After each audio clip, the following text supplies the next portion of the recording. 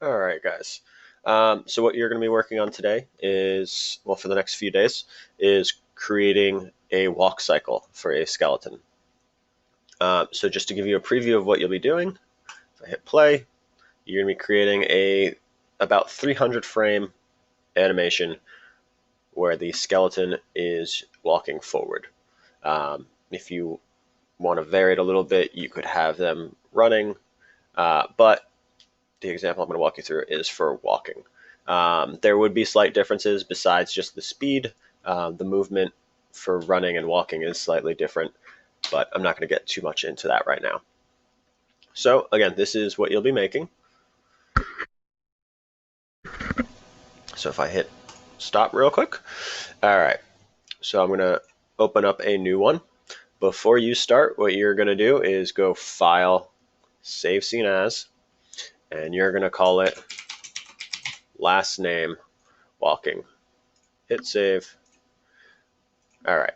So a lot of people have had problems with crashing and losing work. Make sure you save every 5 to 10 minutes. It's not only a good habit, I just don't want to hear anymore that you lost your work because you forgot to save after working all day. That's a skill you need to work on. Save it frequently. You might lose 5 minutes of work. You won't lose a full hour of work. All right, so once we have that, first we aren't going to be drawing the whole skeleton by hand. I showed you last time how to manually add joints. For the purposes of this, we can use a default skeleton. So to add a default skeleton, what we will do, go in the top left, click the modeling drop down, change that to rigging. All right, then what we need to do, we're going to go to skeleton. I'm going to click that. All the way down at the bottom, it says human IK. This pre-generates a skeleton for us, which is very handy. We will click on the right side. This is the human IK tab. Click create skeleton, and you're going to want to zoom out.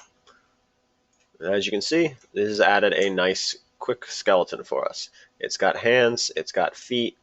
If we go over to these checkboxes, we can control how many fingers are on the hands. We can control how many toes are on the feet. You can leave it at the defaults for now. That'll serve our purposes. The other thing is if you were adding skin or clothing to this, you would want to do that before the next step. But for this assignment, you don't need to add skin or clothing. I repeat that, you do not need to add skin or clothing. Just the skeleton is fine. All right, so the next step, once we've decided how many finger bones, toe bones, all that we want, again, you can just leave it as the default. Go to Source and click Control Rig. All right, so what that did, that created the IK joints for us, or the IK handles. So now we have a skeleton that we can move around. If we select the waist, we can make the character bend at the knees. If we select an ankle, we can control their feet, and so on. So we have our skeleton. The main things you're going to be working with for this are the waist, the ankle, the toes, the shoulder, and the elbow. The elbow is a little different, and it's this little plus sign or asterisk depending on the angle you're looking at it. That would be the same as the knee if we wanted to just rotate the knee. We should be, I guess the knee doesn't work just the same. For the elbow, you can go in and rotate. All right, so the next thing we're going to want to do is kind of push that to the side. We're going to go to Create, and then we are going to do Free Image Plane. What we're doing here is we're going to add a reference image in.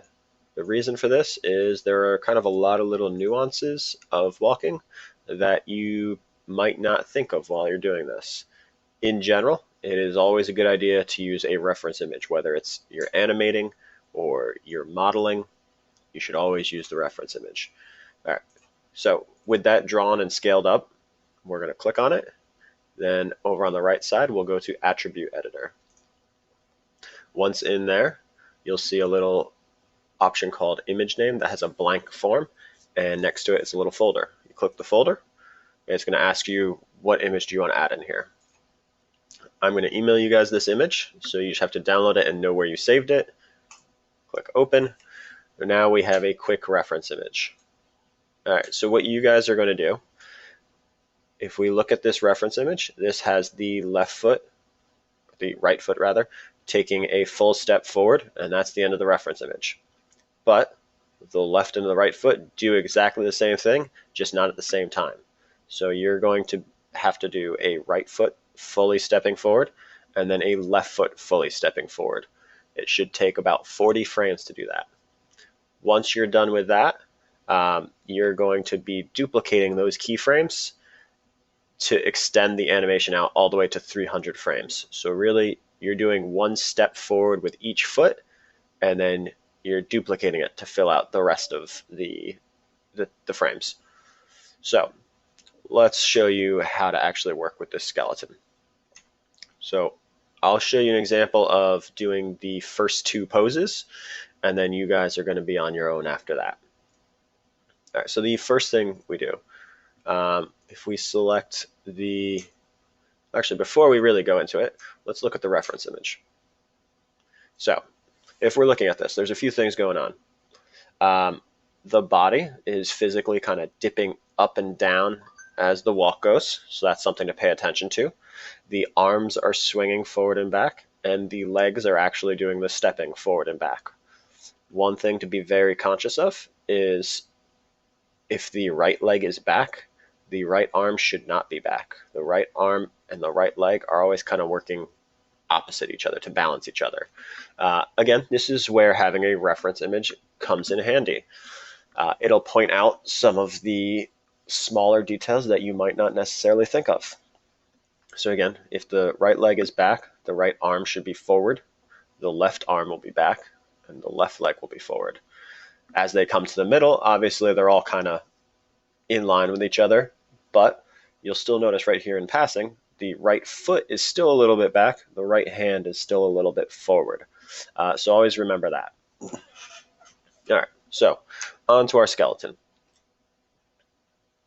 So if we look at this first pose, we're going to want to select the ankle, and then with the move tool, we can move that back. Right now, if you take a peek, this is a very straight line. Our joints typically don't fully straighten ever. They should always have a kind of slight little bend to them. So that's one thing to be aware of. And then if we select the foot, we can tilt that down a little bit. We can select the other hip. Not the hip. We can select the other ankle. Move that forward. And pull the toe up. You do want to be aware of where the floor is. If it helps you, you could add a floor. I don't require you to have one for this, but it might be helpful. And again, make sure that that knee isn't locked. So we have our legs positioned now. Before we even move on to the arms, we probably want to keyframe it. So that's just pressing S on frame 1. The nice thing about this skeleton is if we have any of the joints selected and we add a keyframe, it will keyframe all of the joints for us. So that saves us a lot of headache down the road. With that said, you probably want to do one pose completely before moving on to the next one.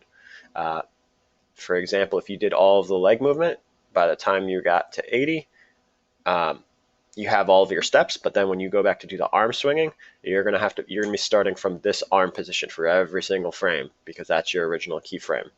So it's a bit of a headache. I suggest just do the whole first pose and then move on to the second pose. Do that pose, then move on to the third pose. So for the arms, what we're going to want to do is select the shoulder. If we zoom in here, we're going to want to make sure we're actually selecting the shoulder and not the collarbone. So you can go in with rotate, rotate it down by the side, and then it's kind of pumping forward, and then the elbow bends up. Something like that. If you wanted to, you could select the wrist and also bend that and control those details, but I'm not going to require you to do that. I just want arms, legs, and body movement for this. All right, so we have that. Now we're going to select the opposite shoulder, put it down by its side, and this one is tilted back. Something like that. And we can keyframe it. If we decide that when we're looking at the reference image again that it's not quite where it should be, we could always go back in, select that shoulder again, rotate it a little more, maybe rotate that a little more. If we decide that that's better, just re-keyframe it by pressing S again. All right, so that's frame one. Frame one's done. Great. Now we're going to go to frame 5. Each of your poses, let's say, are going to be 5 frames apart. If it helps you, you can zoom in on the timeline. We're really, for this part, going to be working with about 40 frames. All right, so at the next pose, the first thing I suggest doing is selecting the hips and lowering them down. That'll just get some better knee movement, and it might make your life a little simpler. And that goes something like that.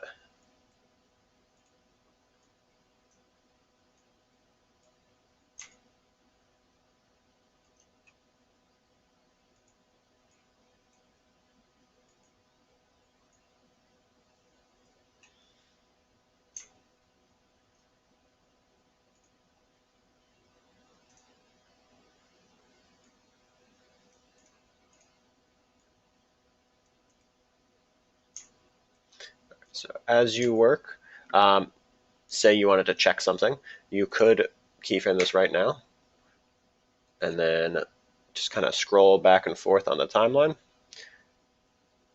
and see how that's looking. Because I didn't do anything to the left arm, that left arm stays locked in the keyframe from the first position, which can be handy at times, but for our purposes doesn't really show us much. But you can check the movements of all the joints as you do them, which is very nice. So let's say that we're happy with that. Re-keyframe. Then we would move on to 10. Again, I always like to start by kind of getting the body in as accurate as a position as you can. But you'll notice in this part, I can only go that high. The reason for that is because the IK joint's in the legs. That's as far as the leg can stretch. So in this case, what we have to do is get our legs into position first. And then that will allow us to actually lift the waist to the height we want it to be.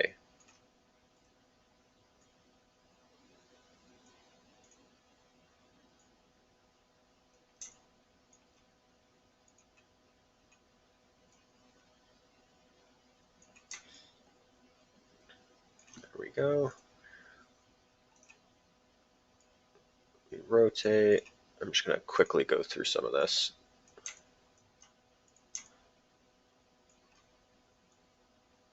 All right, so say we're happy with that. Keyframe it. Then we can slowly scroll through the frames and see what's going on. All right, so say we are now completely done. We've done a full step with the right foot, full step with the left foot. You might want to save it. A good idea when you're doing animation with skeletons is once you have the skeleton set up, save a new file, call it, say, in this case, walking skeleton clean. That'll be in case something ever goes kind of catastrophically wrong and you can't get the skeleton back to normal. You might have lost some of the work that you had done and have to go back to the base of the clean skeleton, but you won't have to redo all of that initial work to get the skeleton done. If you don't want to, you don't have to, but that is a suggestion I have for you. Multiple versions have saved me a lot of headache in the past, just because you don't lose, if the file gets corrupt, you don't lose the entire file. You lose a lot of your work, but not all of it. All right, so the next thing we're going to do, we're going to go to Windows. We're going to go to Animation Editors and then Graph Editor. With that selected, all right,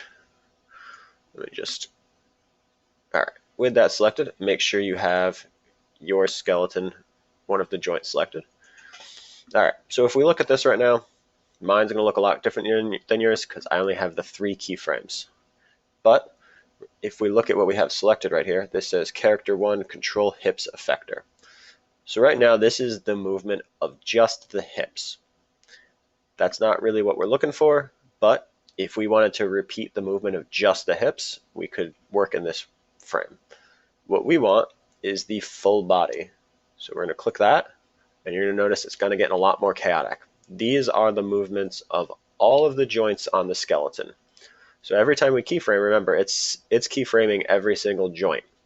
So that's fingers, toes, hips, knees, ankles, spine, all of that. So that's what all of these represent. The nice thing is it puts it all in one little place for us. We can click and drag, select everything, and then copy. Control C. If you're on a Mac, Command C. Then for you guys, like I said, I think you're going to be around frame 40 by the time you're, or maybe 35 by the time you're done. So 5 frames later, you're going to click wherever that would be. In my case, it's 15. In yours, it's either 40 or 45. This yellow indicator tells us we're at frame, whatever frame we're at. In my case, it's 15. And then we're going to paste. Control and V. Or if you're on a Mac, Command V. So now if we kind of lower that, so now we can see we've just doubled our animation length. For mine, it's just 2 steps that are repeating, but for yours, it'll be a full walk cycle repeating. And this is how we're going to extend it from the 40 or so frames that you created all the way to 300. So that dropped our last frame at 24. So then we're going to select everything, copy. We're going to go 5 frames over. So notice this one ended at 24. So we're going to want to go to 29 and paste. Then we'll select everything again. We'll check to see what frame it ended at. All right, it's saying 52. So we'll go, let's zoom in, make sure that's actually at 52. Yeah, 52. All right, so we'll go to 57. And we'll paste. And so on, all the way until you're at 300. So then if we were to go back here now, right now, if we look at our timeline, it's only going through frame 40. So we might need to extend this little slider. Another thing you want to do is up that from 200 to 300. Now if we go to frame 1 and we hit play, you should see it, your model continuously walking for however many frames you copied and pasted. So again, you're going to make a 300 frame animation of a walk cycle. Start by getting the reference image in place. Once you have that in place, then you're going to start slowly doing pose by pose the key animations you need. Once you have a complete right step forward, left step forward, then you can go into the graph editor and start duplicating those frames. Let me know if you guys have any questions or if you run into any issues as you work.